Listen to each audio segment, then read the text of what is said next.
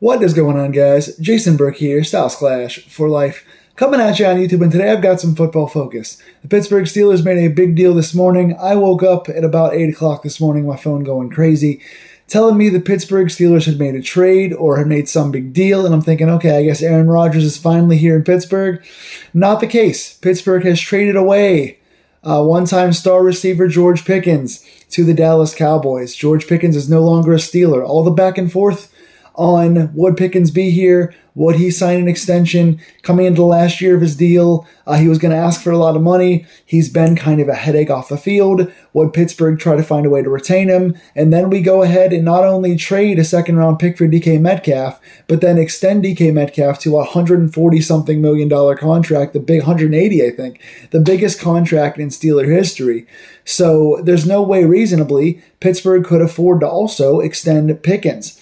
But people in town were talking about how Pickens could still find a way to come back. They were saying there's a possibility that Pittsburgh would try to pay both receivers like the Bengals are doing with T. Higgins and Jamar Chase. And then, all of a sudden this morning the trade happens. So I'm going to go over George Pickens' time here in Pittsburgh, his stats, and then go over the positives of this, the negatives of this, and what happens next. And I'll do it all real quickly. But yes, George Pickens' era in Pittsburgh is now gone. The wide receiver one, but not quite a one. He's got elite talent. Number one, the positives in Pickens. He is one of the best deep ball threats in the NFL. He's got strong hands. He has good body control. He has very good toe tapping. He's a very good straight line guy. The negatives are he hasn't learned to run routes. He's not a complete receiver yet. He's not a consistent number one receiver in terms of production, and he can be a diva and a headache in terms of fighting with people and saying things, in the locker room and kind of being known as a diva. So the star power is there, but the consistency in the overall game is not. But the playmaking ability is insane, and he's young and he's talented, but he hasn't fully developed his game yet, and his attitude might outweigh his talent. So that's kind of an up and down on Pickens. He has played in 48 games here in 3 seasons. In those 48 games, he has 174 catches, 2,841 yards, and 12 touchdowns. Those are his stats. That comes out in games played to about 60 catches a season, about 1,000 yards a season. When you factor in the few games that he missed, it's under 1,000 yards a season. So again, potential wide receiver one. I was looking forward to seeing him play wide receiver two this year. I wanted to see a season of DK on one side, Pickens on the other side, two guys that can run down the field and be as strong and as big play threats as possible, with the very fast Calvin Austin and the very reliable Pat Freiermuth in the slot, the tight end in the slot receiver spot, with young Roman Wilson back there playing in his first games. I thought the idea of that offense was very exciting. Now Pittsburgh is kind of back into a similar situation they were in last year. First, I'll discuss the trade. So Pittsburgh trades Pickens to the Dallas Cowboys. They really needed a second receiver. We'll see if they sign him to an extension or if he's a one-year rental. Pittsburgh sends George Pickens and a 2027 sixth-round pick, so a sixth-round pick next year, to the Dallas Cowboys. In return, we get a 2027 fifth-round pick, so we traded up one round next year, and this coming season, a 2026 third-round pick. So Pittsburgh gets a third this year and trades up from a sixth to a fifth next year. Is that good compensation? I don't think so. I think Pittsburgh should have gotten a second-round pick. We got a second-round pick for Chase Claypool. We've gotten other picks for lesser talents before. I think George Pickens is worth a second-round pick. That being said, a third and a trade up to a fifth is not a terrible compensation package, but I think it's a little bit too little. I don't think it's his full potential for our return investment. That being said, it's better to get something now.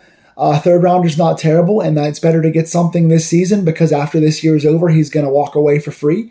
So it's good to get something back, and it is clearing out a potential problem in the locker room.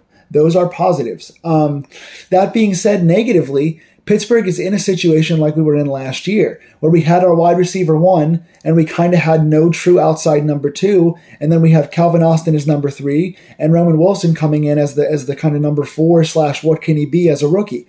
Now this year we're in a similar situation. Calvin Austin is still the three that can't really play the two. Roman Wilson didn't play last year between injuries and the playbook. He never got on the field last year, so he's another rookie that has potential, but has never gotten on the field yet, so we still don't know what we have in him. And now instead of Van Jefferson as the number 2 kind of de facto known guy, we just brought in Robert Woods. I didn't discuss that signing on the channel yet, but Pittsburgh just signed like the 12-year journeyman veteran Robert Woods, who's had a couple 1,000-yard seasons, 2,000-yard seasons and one 900-plus yard season, but last year, 2 years ago, I think he had 450 yards, and last year he only had 250, which is the same that Van Jefferson produced for us last year. So, again, it's a wide receiver 1, albeit a better one now. DK Metcalf is an upgrade over George Pickens, so we've got a better wide receiver 1, but still an older veteran receiver 2 that's going downhill and faltering. And then you've got Calvin Austin and the unknown, untested Roman Wilson. So we're in a similar situation. Also, if we're going to trade George Pickens, why not trade him during the draft?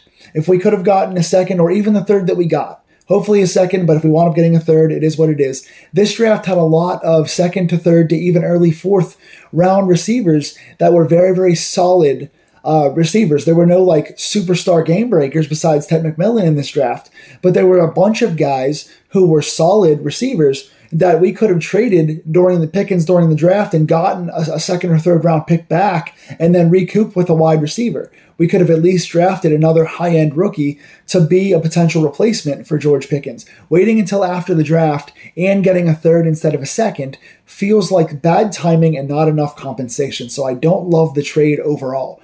That said, again, getting something instead of nothing is still a positive. What happens next? Well, right now, Pittsburgh's receiving roster, like I said, we have DK Metcalf as a true wide receiver 1. We have Calvin Austin, who's a really good slot, who can get us 700 or 800 yards in the slot. You got Roman Wilson, who we drafted in the second round last year, who has not played yet, who's got a world of potential, but we have no idea if he's going to come back healthy, if he's going to know the playbook, if he's big enough to play outside. We still don't know about him. Those 3 guys are locked. We have Robert Woods, the veteran who's aging and going downward in production. We have Ben Skoranek, who's a good blocker and a decent receiver, but not terribly athletic, not consistent, and mostly a special team / blocker. And we have Scotty Miller, who's a solid slot veteran who's going to get you a couple nice catches a year, and that's about it. We also have Rock Taylor and Corinne Williams from the undrafted free agency list who have potential in their tape, but they weren't drafted for a reason. We'll see what they can do in preseason. So that's what Pittsburgh has right now. There are a couple guys out there who are still in the free agency market. A lot of them are washed up. A lot of them are older. Jacksonville cut Gabe Davis today. I wouldn't go after him. He only had 250 last year, which is what Van Jefferson gave us. I wouldn't bring him in. The 2 guys I'm looking at most, if we're going to add somebody, they might be content keeping the guys we have and just going in with a kind of similar core to last year and see what Wilson can do and see if Mason Rudolph here can, or whoever's quarterback, Aaron Rodgers or whoever's quarterback here. That's another big part of this is we have no idea who our quarterback's going to be yet. Can Howard develop? Is Mason going to be a 1-year bridge guy? Are we going for a quarterback in next year's draft? Are we going to sign Aaron Rodgers? Kirk Cousins trade is a possibility. There's a lot of things still up in the air at quarterback, which plays into this. But in terms of receivers, the 2 guys I'm looking at are the ex-Chargers / Bears receiver Keenan Allen and Amari Cooper, who played for the Browns, Raiders, Cowboys, bunch of teams. Amari Cooper and both guys, actually, Keenan and Amari, both had 1,100 plus yards 2 years ago and then fell off a bit last year. Amari Cooper got traded midseason last year and had 550 total yards between 2 teams, but the fit with Buffalo didn't work. And Keenan Allen went down in production last year. Now, Keenan Allen has had 1 or 2 seasons on the outside, but he's more of a slot guy. I think he is the younger body and the better overall talent at this stage in his career, but he's more of an inside guy, and we have a lot of those guys already.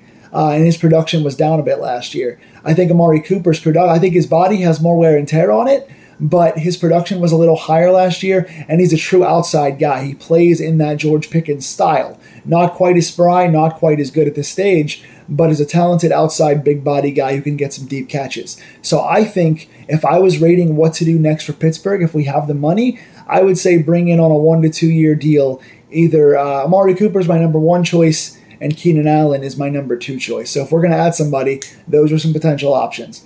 What do you guys think? Tell me in the comments down below. Did we get fleeced on this deal? Did we trade George Pickens too late? Did we get too little compensation? Are you glad Pickens is gone for not being a true 1 receiver and wanting a bunch of money and being a diva? Is that cancer being cut out a positive for us? overall, or does the talent outweigh the problems and now we're back in our same situation as last year? What do you guys think? What do you think of my analysis, and what is your take? Tell me in the comments down below. Please like, share, and subscribe to these Pittsburgh Steelers deep dive videos. And if something else happens, whether it be another trade, whether it be a free agent signing or Aaron Rodgers, I'll be back for you guys with another Pittsburgh Steelers video as soon as possible. Take care.